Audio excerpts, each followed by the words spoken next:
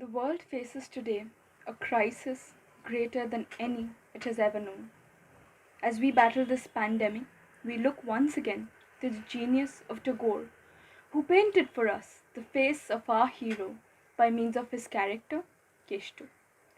We take this opportunity to celebrate those who risk their lives every day so that we can live ours at peace. We thank the doctors, the police, the delivery workers, the service providers who at the front line show the same resilience that Keshto did. Here is the English translation of Puratun Bhrittu, translated by Monish Chatterjee.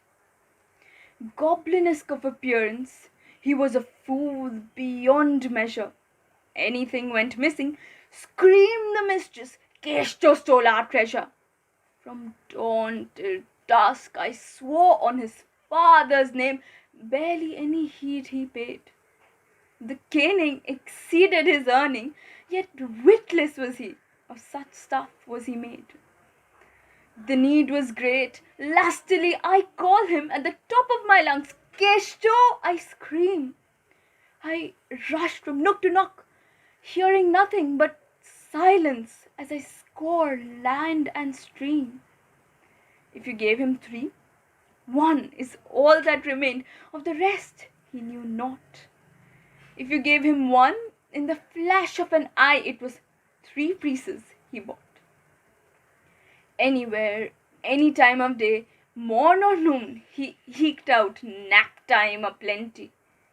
Even as I raced in and heard the choicest epithets, rake, dummy, donkey, standing by the doorway with a silly grin on his face, making my blood boil, I concede to relinquish Maya for dear old Keshto. My mind was ever in turmoil. At times, the mistress would complain in distress, this torture no more can I take.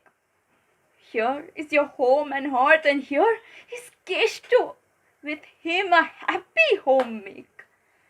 Cares little for any rule, style, or manner, for pots and pans, milk or honey, things disappear, while only like waste water, down the drain goes our money. Send him to the bazaar, and you scarce see him the livelong day. Can we not search near and far for a better manservant? Can we not find a way? Riled, I rush out in a hurry, drag him by the tufts of his hair, resolving anew. Reproach with the harshest rebuke, get out now, you scoundrel, I am rid of you. Slowly and quietly he would walk away. And oh, good riddance, I would think. The very next morning, with my hookah nicely assembled, there he was in a blink. His countenance, tranquillity itself, no trace of sadness, nor any sign of torment. Try as you might to be rid of him, he leaves not my hopeless manservant. That year, through my work as a broker, I received a hefty windfall. For a pilgrimage to Vrindavan, I decided I now had the wherewithal. The mistress thereupon wished to accompany me, so to her thus I spoke. The merits of a husband, they say, extends to the wife, else we would go broke. Tying up many a bundle with cords, a little tugging here, some tightening there, amid jingling bangles and packing boxes, spoke my weeping homemaker fair. Far from home, with none but Keshto by your side, oh, how you will suffer. To which I reassure her, good heavens, no, it will be Nibaron and not the duffer. The train steamed on, presently alighting at Bardhaman. I witness, alas, my Krishna Kanto, cool as cucumber, with my tobacco pipe, there in a flash. How much longer, I asked myself again, must I tolerate his foolish impudence?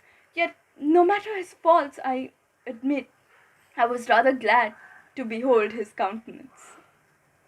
At long last, I stepped off the train at the Sridham, whereupon to my right and my left My fore and aft, in a flash, I was mobbed by panda hordes might.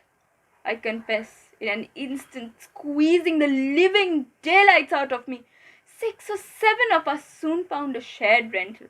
Yes, thought I, the nearest thing to heaven. Where, alas, the damsels of Brojo, where the fabled woods, where was hurry, the gardener, springtime, accursed luck, dreaded smallpox, lethal and scary, found me, one by one. Every last roommate vacated the quarters of our dream. While forlorn in my room I lay, even as pox lesions swamped my every limb. Night and day, in the most pathetic voice, I whisper, Keshto, please come to me.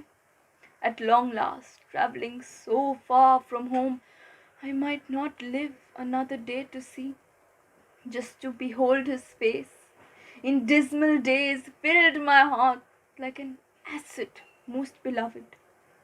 Through dark days and dreary nights, vigilant my old man servant by my bed.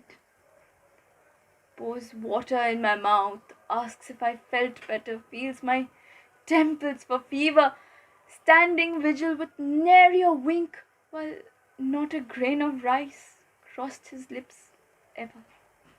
And time again he assured me, Master, mark my words, have no fear. You will get well, return back home, and once again see Mistress dear. Before long, regaining my health as I was up and about, the fever set upon him. My life giver appropriated my fatal disease as each day his prospects grew dim. Losing consciousness, he lay there for a day or two until no pulse in him was left. For so long had I tried my all to be rid of him. At long last, of him I was bereft. Not long after my pilgrimage was over, I was back at my homestead, burdened. No longer with me my perennial companion, my faithful old man servant. Thank you. কবিগুরু তার অনবদ্য সৃষ্টির মধ্যে দিয়ে আমাদের মনে করিয়ে দেন আমাদের ব্যক্তিগত জীবনকে সুখে স্বাচ্ছন্দ্যে ভরিয়ে তুলতে কত মানুষের অবদান প্রয়োজন।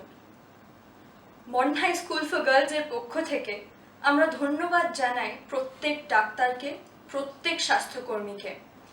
ধন্যবাদ জানাই সেই সকল মানুষদের যারা এই ভয়ঙ্কর পরিস্থিতিতে আমাদের পাশে এসে দাঁড়িয়েছেন।